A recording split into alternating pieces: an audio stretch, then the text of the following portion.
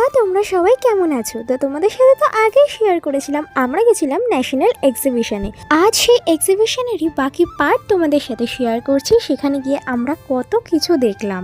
আফরিন, নিসা, দেবপ্রিয়া, তানিশা, রুহি, তৃষা, নাজিফা, সঞ্জীবনী, তোমাদের সবাইকে অনেক অনেক থ্যাংক ইউ আমাদের সুন্দর সুন্দর কমেন্ট করার জন্য। তোমার নামটাও নিতে হলে কমেন্টে নিজের নামটা লিখে যাও। আর এই মাছগুলো কি মাছ বলো তো?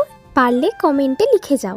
আর এই এক্সিবিশনে অনেক কালেকশন দেখতে দেখতে আমরা এসেছিলাম এই জায়গাটায়, যেখানে অনেক রকমের পেন্টিং সাজানো ছিল। আর বিশ্বাস করো, এগুলো সামনে থেকে অসাধারণ লাগছে। আমি জানি না ফোনে কতটা সুন্দর লাগছে বা আমি কতটা তুলতে পেরেছি, বাট এইগুলো খুব অসাধারণ ছিল।